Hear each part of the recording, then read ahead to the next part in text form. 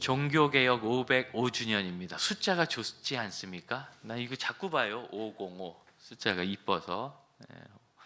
505년 전에 그렇게 교회에 성경적이지 못한 것들을 논제로 놓고 토론하기 시작했을 때 하나님 말씀을 따르는 순수한 목회자들, 신학자들, 성도들에 의해서 교회 변화가 일어났습니다. 그러니 이게 종교개혁이 사실은 교회 개혁이거든요. 서양에서는 교회가 기독교예요. 종교가 기독교예요. 크리스천티하고 릴리전이 이게 같이 가는 겁니다. 근데 우리 동양에서는, 한국에서는 안 그렇죠. 한국은 절반 이상이 불교 이렇게 대답하기 때문에 정확하게 얘기하면 교회 개혁이겠지만, 우리가 세계 역사가 서양 철학사 중심으로 기술돼 있어서 서양에서는 그냥 종교가 교회이기 때문에 종교 개혁이라고 그냥 번역을 해놨고, 우리도 그런 마음을 그냥 씁니다. 제가 다니던 모교에서 원래 기독교 교육과의 원래 이름, 제가 다닐 때는 종교 교육과였어요. 그래서 굉장히 고민했어요. 불교도 가르치나? 이렇게 캐톨릭도 교육하나? 이렇게 이슬람 교육하나? 그게 아니라 그냥 신앙 교육을. 그래서 그런 오해 때문에 기독교 교육과로 과 이름이 바뀌었더라고요. 예. 그렇지만 일반적으로 우리가 종교개혁이라고 쓰기 때문에 그 이름을 쓰는 것이 그냥 합당하다고 생각합니다. 저는 짜장면을 먹어서 얼마나 좋은지 몰라요. 자꾸 자장면 그래가지고 잠자면서 먹게 생기는데, 짜장면 쓰면 되는 거지 뭐. 그래서 종교개혁을 우리가 교회의 부조리를 고쳐낸 그러한 역사적 사건으로 이해합니다. 그리고 나서 499주년 됐을 때 마침 제가 잠깐 독일을 지나갔어요. 사방팔방에 종교개혁 500주년이라고 버스에 써붙이고 택시에 써붙이고 가게에다 어디에다 그 하다못해 뭘 사도 그 표 뒤에다가 500주년 이게 있더라고요. 루터 얼굴하고. 고민을 했어요. 왜냐하면 독일은 교회가 문 닫고 있는 동네거든요. 교회는 문 닫으면서 뭔 이건 500주년, 이게 무슨 사회 현상이고 무슨 축제인가. 그래서 과연 이 시대의 교회개혁이란, 종교개혁이란 의미가 무엇인가? 여러분, 교회는 개혁이 완수가 됐습니다. 완성이란 건 이 세상에 없고, 중요한 흐름이 바뀌고 그것을 계속 품어 안는 것이 중요한데, 교회는 이미 성경 중심과 복음 중심으로 환골탈태해서 한 200여 년간 거의 피바람이 불다시피 많은 분이 순교하고, 또 거꾸로 우리 장로교인들이 또 많은 소수파들을 박해하고 화형하기도 하는 그런 끔찍한 일, 오류를 거치면서 여기까지 온 겁니다. 그럼 이 시대의 종교개혁은 그럼 추억인가? 진짜 종교개혁이 필요한데, 여러분, 우리 주님께서는 우리가 교회라고 말씀하십니다. 성경은 하나님의 성령이 거하시는 성령의 전인 줄 알지 못하느냐라고 우리 몸을 부르셨고, 예수님은 내가 너희 안에, 내 말이 너희 안에, 너희가 내 안에 거하면 누구 무엇이든지 원하는 대로 구하라 그러면 이루리라. 주님이 우리 안에 거하신다고 하셔서 성전이라는 건물 안에 머물던 신앙을 각 사람에게 현실적으로 부여해 주셨고, 그리고 그 예수를 모시고 사는 사람이 하나님의 자녀며, 감히 이 죄 많은 사람이 하나님의 아들을 모시고 성령 하나님을 모시고 살아간다는 현실이 이루어진 겁니다. 그래서 우리 선배님들은 이거는 건물은 교회가 아니고 이건 교회 당이고 여러분이 교회고, 두세 사람이 내 이름으로 모인 곳에 나도 그곳에 있다 하셨으니 누구든지 예수 이름으로 모이면 한 가족이라도 거기선 작은 교회라 말씀을 해주셨습니다. 그래서 이 시대의 교회 개혁은 결국은 내가 내 삶에서 비본질적이고 비성경적인 모습을 버리고 벗어내고, 그리고 하나님의 뜻을 내 안에 심어가는 꾸준한 작업을 종교개혁이라 하겠습니다. 그래서 500주년 되었을 때 우리 교회가 초대교회 신앙으로 돌아가자, 이게 종교개혁의 중요한 모토였거든요. 그리고 이 시대에는 늘 성경의 사람으로 살자. 첫 종교개혁은 초대교회 신앙으로 돌아가자로 시작했다면, 이 시대의 종교개혁자들 그리고 개혁의 정신을 가지고 있는 우리 그 후예들은 늘 성경의 사람으로 살기 위하여 내가 성경의 사람답지 못한 생각, 가치관, 행동, 말, 이런 것들을 바꾸어 나가는 것을 이 시대의 종교개혁이라 우리는 그렇게 부르기 시작했습니다. 그래서 늘 성경으로 산다는 것이 여러분 스트레스가 되는 것이 아니라 기쁜 겁니다. 여러분 행복할 길을 얻으신 거예요. 행복한 길을 얻으면은 이렇게 하면 행복하다라는 걸 얻었을 때 그렇게 하려면 힘드네 할 사람은 없습니다. 왜냐하면 행복이라는 참된 가치가 거기 있기 때문이며, 우리가 늘 성경의 사람으로 산다는 소망을 품었을 때 우리는 틀림없이 하나님께서 우리의 삶을 인도하시며 하나님 기뻐하시는 뜻을 이루시는 것을 경험하게 될 것입니다. 그것이 바로 종교개혁의 505주년 우리가 새로 꾸는 꿈입니다. 오늘 우리가 읽은 성경은 사실은 종교개혁과 뚜렷하게 그런 면에서는 아주 관계가 있는 그런 말씀이라 할 수 있습니다.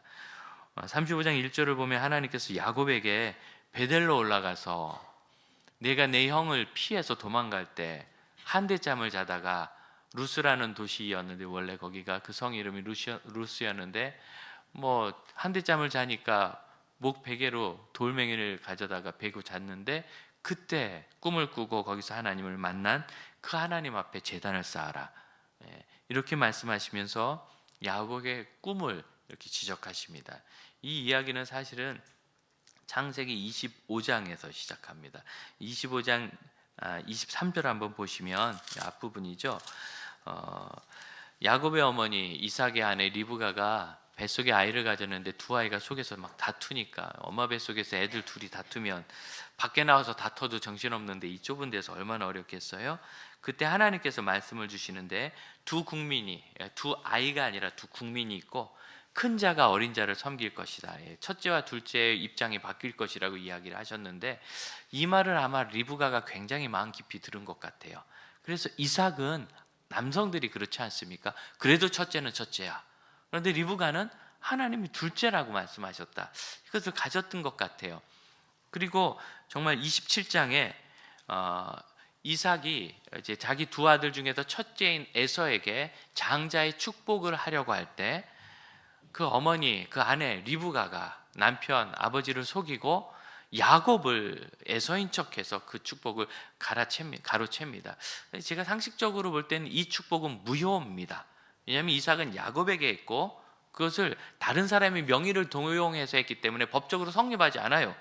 손을 얹고 기도했으니까 끝이다 라고 얘기하는 것이 저는 합당하지 않은 것 같고, 구약 성경의 정신을 통해서 볼 때도 그런 것은 성립하지 않습니다. 레위기를 보거나 민수기를 보면 당연히 그건 잘못된 거고 바로잡게 돼 있어요.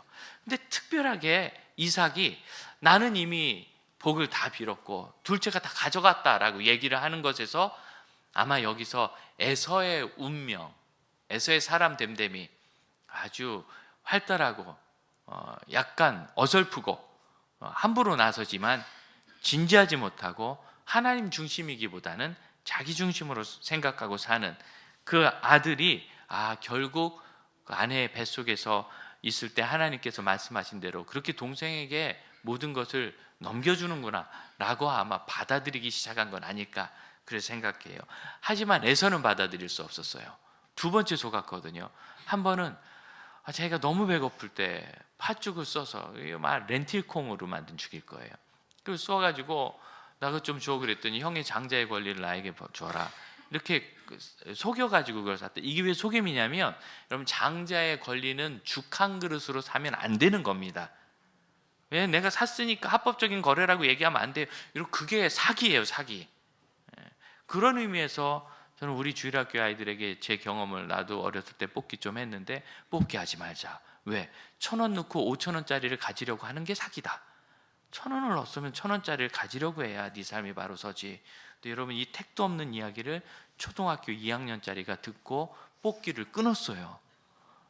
우리가 아이들에게서 배워야 합니다. 아이들에게 처음 만난 아이였는데 제가 엄마 밥 먹을 때 나랑 같이 좀 산책하고 오자 그랬더니 가게 앞에서 목사님 저거 정말 재밌는 건데 1,000원만 있으면 할 수 있는 건데 하면서 저를 엄청나게 꼬실레이션 하더라고요.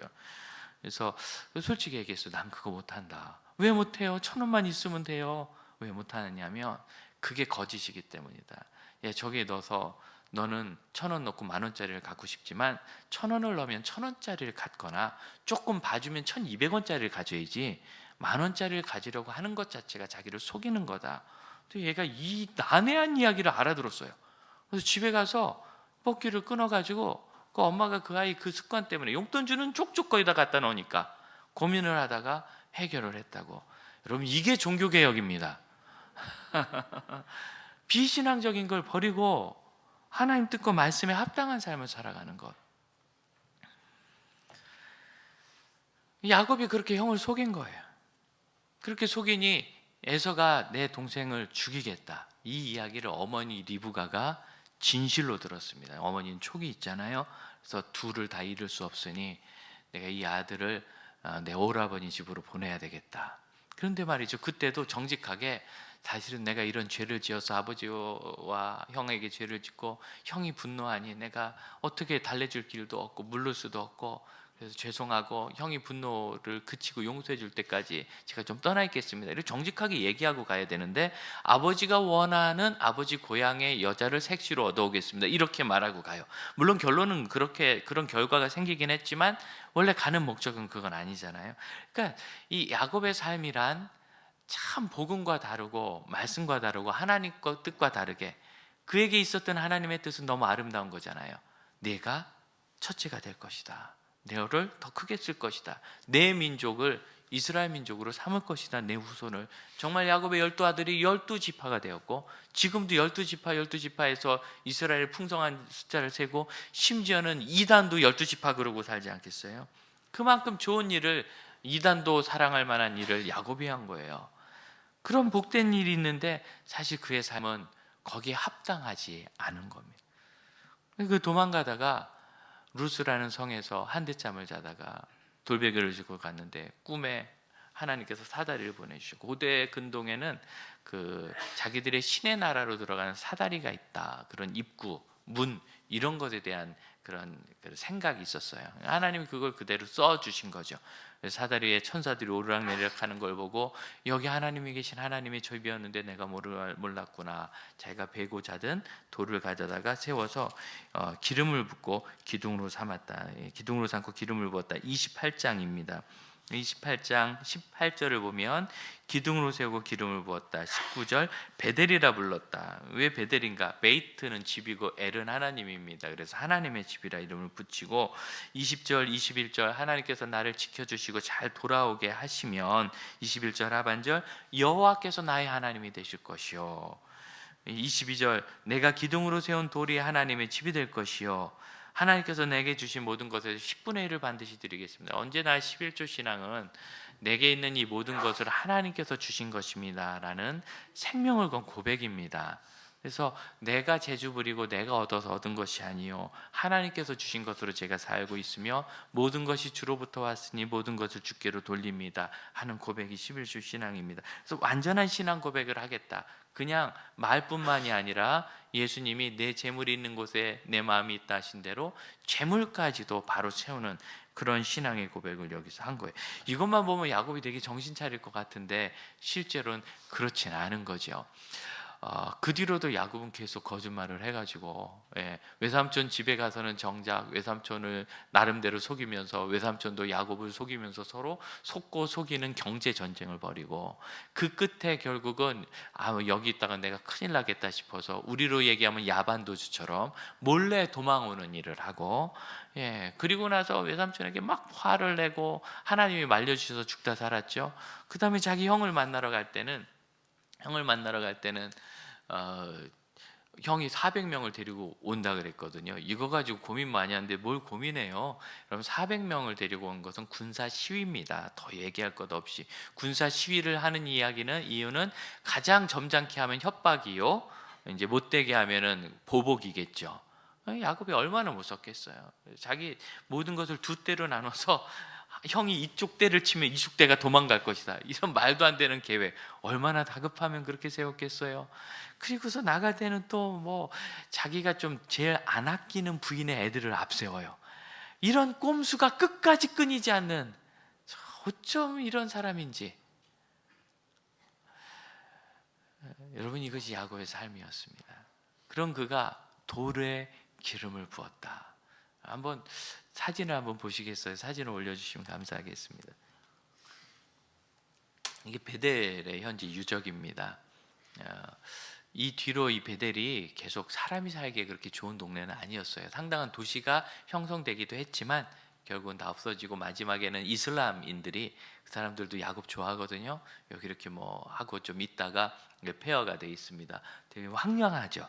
굉장히 황량합니다. 그 다음 사진 보세요. 멀리서 보면 이렇게 축대도 쌓고 그래서 살아보려고 애썼는데 지금은 뭐 아무것도 안 하는 그런 땅입니다. 그 다음 보실까요? 유적지인데 돌이 굉장히 많죠. 자, 그러면 여러분 이 중에서 베개로 삼을 돌을 골라보시기 바랍니다. 여러분의 베개는 무엇입니까? 이걸 기둥으로 세웠다 그러니까 뭐 아주 뭐 근사한 이렇게 긴 돌인 줄 아는데 그런 돌 없어요. 그리고 그런 돌은 무거워서 들고도 못해요. 벽에로 삼은 게 빤하지 않겠어요? 아니 뭐 가지고 살 것도 아니고 적당하게 머리 누일 거 하나 갖다 간 거죠. 어떤 돌이었는지 느낌이 오십니까? 그래서 거기에 진짜 누운 사람이 있습니다. 다음 사진을 보여주시면 이렇게 거린처럼. 제가 웬만하면 말리고 싶었는데 이 목사님은 저거 하려고 저기 오신 분 같았어요. 보자마자 누워버리더라고요. 그래서 제가 사진을 찍어드렸습니다. 왜 저기 누웠냐? 제가 그 자리에 있었는데 저기 말고 누울 만한 곳이 없었어요. 그러면 저희가 제일 좀 누울 만했어요. 그러니까 얼마나 황량한 것이고 얼마나 험한 돌인지 느낌이 오세요? 저는 이 돌이 야곱의 자아상 같습니다. 그가 그 돌에 기름을 부을 때 참 그렇게 살지 않아도 되는데 잘해보려고 하다가 자꾸 자기를 나락으로 밀어놓고 외롭게 만들고 정말 황량한 곳에 외로운 돌 하나, 그게 베델의 베개입니다. 근데 사실 전 세계 100억 인구가 모두 생각하는 게 뭐냐면 다른 사람은 내가 인간관계도 좋고 인기도 많다 하지만 사실 나는 되게 외로움을 많이 타라고 모두가 그렇게 생각합니다.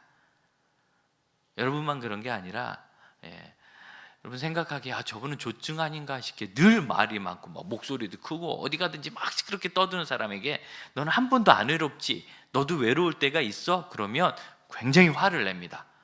나를 뭘로 보냐? 나도 외롭다, 멜랑꼬리하다 이렇게. 그래서 우리가 내일 10월의 마지막 밤에 콘서트를 하는 거예요. 외로움을 달래드리려고. 모두가 그렇게 느껴요. 이걸 공동심리라고 합니다. 공동심리. 사실은 인간이란 존재가 이 세상에서는 외로운 존재고, 그리고 우리 남자들이 제일 힘들어하는 거, 30년이나 같이 산 여자가 어느 날 내 손을 딱 잡으면서 여보 나도 외로워 이렇게, 그때 나도 외로워 이렇게 말하면 이제 싸우는 거죠. 우리 좀 그렇게 안 했으면 좋겠는데 다 왜 그런지 몰라요. 어느 날 나 오늘 설교 4번 했어요 그랬더니 그 설교 4번 들었어요 막 이래가지고 서로 사이가 안 좋고, 제가 못 들어오게 한 번만 들으라고. 다른 사람의 외로움을 우리가 잘 모르는데 여러분 모든 사람은 다 외로움을 느낍니다. 그 돌 이따가 끝나고 한 5사람 붙잡고 물어보세요. 당신도 외로워? 외로움을 느껴? 안 그런 사람이 없어요.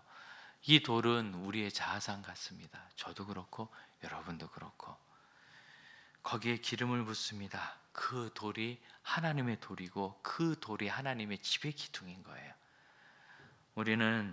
우리 하나님께서 우리에게 그렇게 기름 부어 새로운 삶을 주시기를 원하고, 그것은 우리에게서 온 것이 아니고 하나님으로부터 임한 꿈입니다. 꿈 꾸시는데 꿈 골라 꾸시는 분 계세요? 나 왕자 꿈만 꿔 이런 거? 여러분 꿈은 내가 꾼다고 하지만 사실은 꾸어서 꾸신 분은 없어요. 그냥 꿈이 생기는 거죠. 어떻게 생각하면 수동형으로 꿈 꾸어졌어 이렇게 말해야 맞을 거예요. 내가 꿈꾼 게 아니라 꿈이 꾸어진 거죠. 이 꿈은 틀림없이 하나님이 주신 겁니다. 하나님이 주신 그 꿈인데 야곱은 그 꿈에 합당한 기름 부음 받은 하나님의 집에 사는 그런 삶을 살지 못해요. 왜? 내 삶을 돌아보고 내가 하나님이 주신 그 꿈에 합당한가를 돌아보면서 그렇게 살아야 되는데 그러지 못한 거죠. 이 시대가 우리에게 그런 것을 요구하지 않습니까? 어젯밤에 이태원에서 그런 대형 참사가 일어나서 제가 아침에 새벽에 이제 늘 보면 한 번 뉴스를 보면서 기도를 보통 하는데 그때마다 또 55여 명 그랬는데 150명이 넘게 사망했고 부상자까지 300여 명에 육박하고 사망자가 늘어날 것으로 생각합니다. 여러분 이 처참한 일이 헬로윈이란 이런 참 우리나라에선 죄송하지만 근본도 모르는 놀거리 때문에 제가 분명히 기억하는데요. 이거는 애들 영어 유치원에서 시작했어요. 영어 유치원, 영어 학원 이런 데서 아이들이 공부하는데 지루하니까 좀 재밌게 해보려고 그런 걸 가져다가 어느 날 뭐 가면 만든다, 뭐 사탕 가져라 이러기 시작했거든요. 참 별스럽게 다 한다 싶었는데 그렇게 큰 아이들이 이제 청소년이 되고 청년이 된 거예요. 20년 전 얘기니까.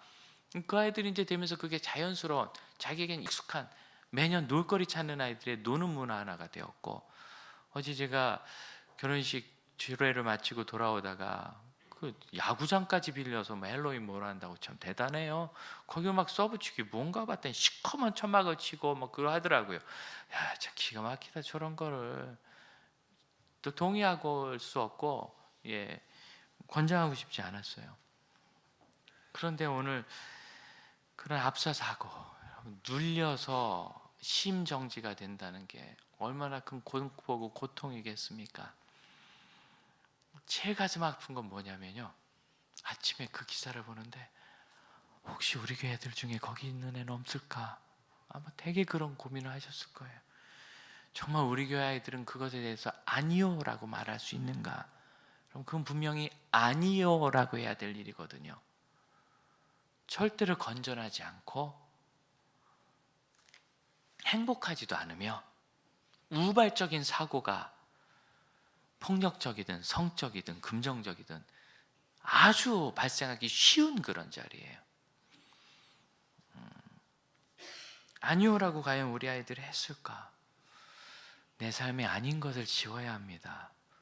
말씀이 우리에게 지혜를 주고 아닌 것을 아니라고 말할 수 있는 것. 여러분, 그랬을 때 하나님께서 반드시 그의 생을 인도해 주십니다. 저희 큰애가 석사 공부하러 미국 갔잖아요. 여러분, 기도해 주셔서 잘 정착하고 뭐 그런 게 있는지, 이제 2달 됐는데 졸업이 아직 그 1년 과정이라 10달 남았는데 벌써 취직이 됐어요. 정직원으로. 그래서 계약서 사인하고 입도 선매하는 식으로 먼저 다 데려간다 해요. 참 감사한 일입니다. 여러분, 기도하고 후원해 주셔서 감사합니다. 그런데 이 이야기를 하고 싶은 게 아니라 기가 막힌 건 이거예요. 거기 있는 아이들이 너 진짜 그 회사 돼서 그렇게 된 게 맞아? 몇 번을 확인을 하더래요. 쉬운 일은 아니라. 학교가 나름대로 공부 열심히 하고 성실한 애들만 와서 문자가 그렇게 왔어요. 아빠, 여기서는 제가 제일 공부를 못해요. 그렇겠지. 간지 얼마나 됐다고. 그래서 제가 위로를 했어요. 거기서 공부를 잘하는 것은 예의가 없는 것이다. 그래도 그 현지인들에게 예의를 지켜야지. 그냥 열심히 하고 하나님의 은혜를 구하자. 정말 드리고 싶은 얘기는 이겁니다. 굉장히 성실한 애들이에요. 참 공부 열심히 한대요. 이렇게 공부를 열심히 하는 애들이 미국에 있나 싶게. 그런데 말이죠, 단 한 명도 예수 믿는 아이들이 없어요. 단 한 명도 없대요. 단 한 명도. 아니, 어떻게 단 한 명도 없을 수 있죠? 믿기지가 않는 거예요. 한인 자녀들 중에는 한둘이 있고 현지 미국 아이들 중에는 정말 단 한 명도 없대요. 인도 개건, 아시아 개건. 한 명 딱 있는데 예수 믿는 애는 아니고 몰몬교 이단이 거기 하나 있어요. 유타주에서 온. 걔가 제일 행실이 바르대요. 옷 바로 입고 똑바로 입고 이상한 데 안 가고. 끔찍한 일 아닙니까? 어쩌다 이렇게 됐죠? 우리가 우리 아이들에게 하나님의 뜻을 따라 살 때 네가 진짜 행복하다, 내 삶에 두려움이나 욕망을 버리고 하나님 기뻐하시는 것을 심어보자, 하나님 어찌하시나 보자 라고 정말 이야기하고 있는가? 이제는요, 교회학교 교육이 부모님들의 적극적인 동참 없이는 불가능한 시기고, 그것만 그런 게 아니라 아까 제가 설교 전에 잠시 광고를 드렸듯이 어린이들 전도하는 것조차도 이제는 부모님이 하셔야 돼요. 내 친구의 자녀, 내 자녀의 친구를. 그러지 않고는 그 좋은 4세에서 14세 예수 믿기 참 좋은 마음밭에 좋은 아이들을 우리가 전도할 길이 없어요. 그 방식은 결국은 껍데기, 여기에 기름 붓고 끝나는 것이 아니라 세례받았어요, 그리스도인이에요, 저도 믿음을 고백해요, 여기에서 끝나는 것이 아니라 내 안에 이 복음과 하나님의 말씀을 채워나가는 것이 되시기를 축복합니다. 우리가 아는 거 있잖아요. 하나님 뜻대로 사는 것이 행복해요. 하나님께서 그 자녀를 지키세요. 우리에겐 천국이 있어요. 이거 너무 상식이라 별로 감동도 되지 않는데, 여러분, 500년 전 마르틴 루터는 그걸 몰라서 10년 이상 정말 고생을 많이 했어요. 늘 죽음과 지옥의 두려움과 공포 속에서 살았고, 그가 죽음의 공포를 느끼면서 회개하고 내가 하나님께 귀의하겠습니다, 헌신하겠습니다, 그래서 사제가 됐고 목회자가 됐는데, 아니 도대체 이 캐톨릭에서 얘기하는 방식으로는 도저히 구원을 이룰 수 없는 거예요. 수도원에 아예 들어가 버렸는데, 수도원에서 시키는 건 뭐 말도 어렵죠. 금욕, 고행, 무릎으로 기어다니고 그런 일도 있었대요. 근데 그걸 하면은요, 아무래도 마음이 이렇게 좀 더 청명해지거든요. 그럼 심령이 가난하고 깨끗하면 하나님의 나라를 보아서 자기의 죄가 더 보이게 됩니다. 밖에서 죄 짓는 사람들에게 죄 얘기하고 할로윈 얘기하면 듣지도 않아요. 우리 교회 청년들에게 얘기하면 그래도 끄떡끄떡 듣습니다. 그게 왜 죄냐 그래요. 왜냐하면 마음이 깨끗하지 않기 때문입니다. 그러니까 경건 생활을 하면 할수록 나의 죄가 보여요. 그런즉 하늘에 계신 너희 아버지의 온전하신가 같이 너희도 온전하라니, 이 마태복음의 명령을 따를 길이 없는 거예요. 그렇게 죽도록 고생하다가 우연처럼 로마서 1장을 읽으라는 그 말씀에, 복음에는 하나님의 의가 나타나서 믿음으로 믿음에 이르게 하나니 기록된 바 의인은 믿음으로 말미암아 살리라. 믿음으로 의롭게 되고 믿음으로 사는구나, 실행이 아니구나. 지금은 상식이죠. 여러분, 그 상식이 믿음의 고백이 되기까지 그의 평생을 바쳐서 고민해야 됐고, 더 황당한 것은 루터 시대의 다른 사람들은 그걸 아직도 깨닫지 못했다는 거예요. 그 많은 헌신적인 그리스도인들이. 여러분, 그러니 우리가 상식으로 하는 거 있죠. 예수 믿어 거듭났어요, 구원받았어요, 우리에겐 천국이 있어요, 하나님이 우리를 지키세요, 예배 드릴 때 하나님을 만나는 거예요. 여러분, 이것이 순교자들의 목숨 걸어 얻은 진리인 것을 깨달으시기를 바라요. 그래서 우리가 이 개혁의 유산을, 신앙 새로움의 유산을 우리 삶에 담는 것에 대하여 영광으로 알고, 그것이 얼마나 큰 특권인가를 알아야 합니다. 신앙의 설명이 달라져야 돼요. 하나님이 말씀하시잖아요. 1절에서 내가 내 형에서의 그 공격을 피해서 달아나다가 내가 만난 하나님을 만났던 그곳 베델로 가라. 베델로 가기 위해서 그에게 필요했던 일이 무엇입니까? 35장 2절을 보면 너희에게는 모든 신상을 버리라. 이걸 아직도 가지고 있어요. 야곱이 알았을까요? 못 알았을까요? 알았죠. 알지만 굳이 버릴 필요는 없어요. 왜? 하나님 복도 받고 이것도 뭐 잘 되면 좋으니까. 그러지, 이제는 드디어 버리자. 이때가 언젠가 야곱 인생의 공포가 제일 심했을 때, 여러분, 두려움과 어려움은 점점 커지게 돼 있어요. 하나님 떠나 있는 동안은, 하나님을 중심으로 살지 않는 동안은. 그래서 그의 마지막 공포는 형도 아니고 지역적인 것이었습니다. 그의 딸 딥나가 나가서 추행을 당하고 폭행을 당했을 때 그것을 복수하려고 야곱의 아들들이 흉계를 꾸며서 그 동네 청년을 다 죽여버렸어요. 이 시대는 명예살인이 율법인 때입니다. 지금도 남아있는데요, 이제 야곱의 가족이 몰살당하고 또 재산 얼마나 많습니까? 그것을 뺏기는 건 시간 문제입니다. 그 공포 앞에서 드디어 야곱이 더 이상 할 수 있는 게 아무것도 없어요. 홀몸이라야 도망이라도 가죠. 그때 하나님께서 그 결정적인 순간에 베델로 가라. 거기 가서 하나님이 내게 말씀하신 그 꿈을 기억하라. 네가 어떤 존재인지, 하나님이 너를 어떻게 지키시고 복을 주실지 그 꿈을 기억하라. 4절, 그래서 그 모든 것을 쇠겜 근처, 그에게 심각한 두려움을 주었던 그 땅의 상수리 나무 아래 묻고, 그리고 출발하는데 기적이 일어납니다. 5절, 하나님께서 그 사명 고을에 두려움을 주셔서 감히 명예살인 보복을 하지도 못하게 만드셨어요. 엄청난 겁니다. 그 당시에, 지금도 그런데요, 그 당연한 복수를 시행하지 않으면 그 사람은 그 마을에 살 자격이 없고 내쫓겨야 됐습니다. 그런데 얼마나 하나님께서 역사하셨는지 아무도 따라오지 못해요. 대단한 역사입니다.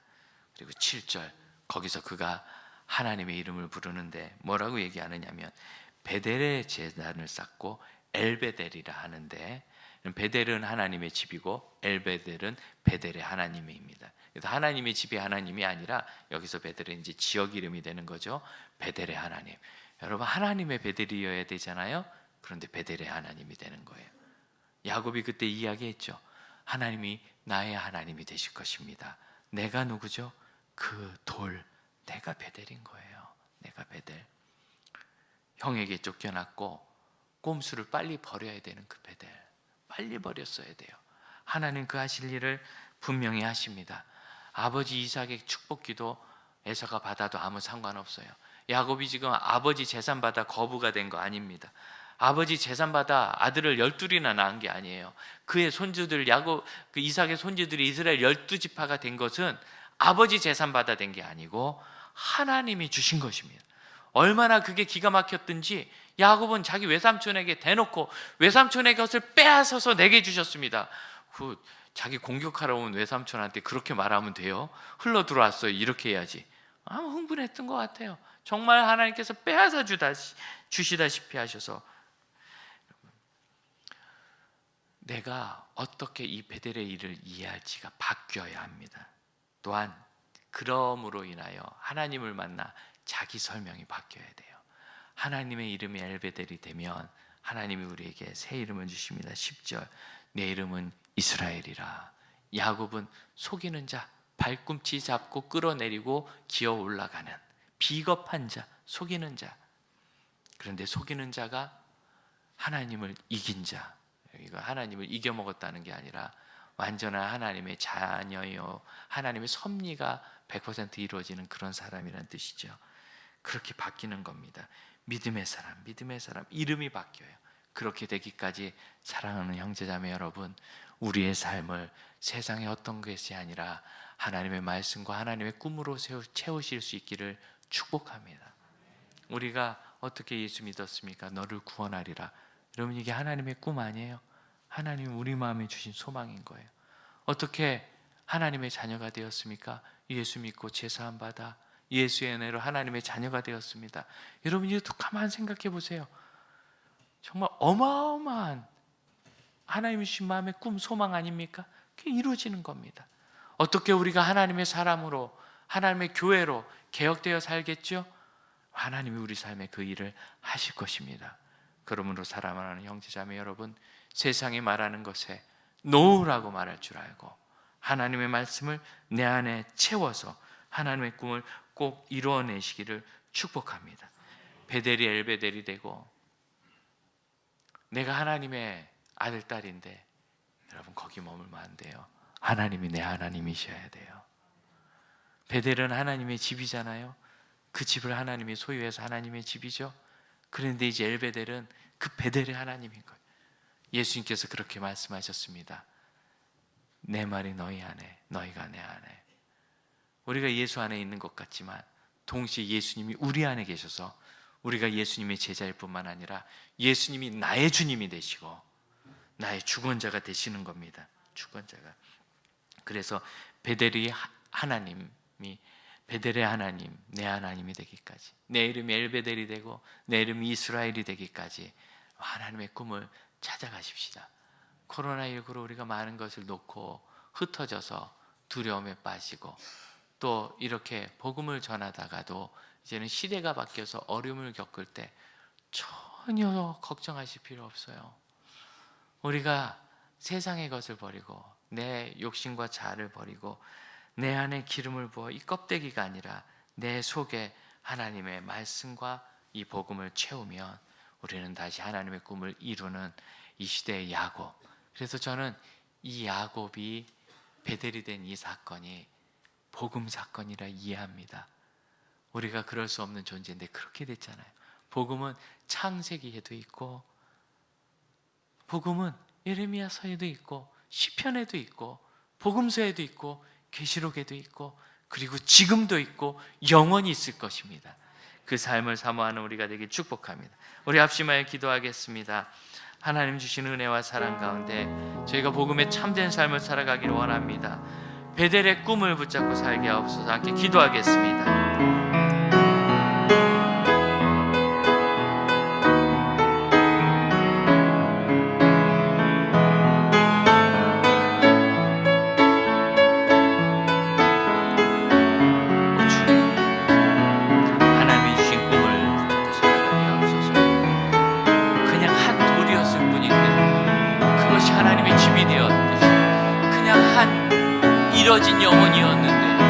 우리가 하나님의 아들 딸이 되었고 예수께서 제 안에 거하신다는 영광스러운 언약을 주셨다. 이제는 그 주님의 언약을 붙잡고 이 베델의 하나님, 나의 엘베델을 의지하며 서게 하여 주옵소서. 다시는 야곱이 아니고 다시는 실패자가 아니며 영원히 하나님의 자녀로 그렇게 서고 살아가는 것을 항상 믿으며 의지하며 주 앞에 온전히 거하게 하옵소서. 함께 찬양합시다. 지나간 어둠의 날들, 지나간 어둠의 날들이 무겁게 내 영혼 짓눌러도 오 주여 우릴 외면치 마시고 약속의 구원을 이루소서. 그 선한 힘이 우릴 감싸시니 믿음으로 일어날 일 기대하네. 주 언제나 우리와 함께 계셔. 하루 또 하루가 늘 새로워. 자리에서 일어납시다. 주께서 밝히신 작은 불꽃이 어둠을 헤치고 타오르네. 그 빛의 하나 되게 하여 주사 온 세상을 비추게 하소서. 그 선한 힘이 우릴 감싸시니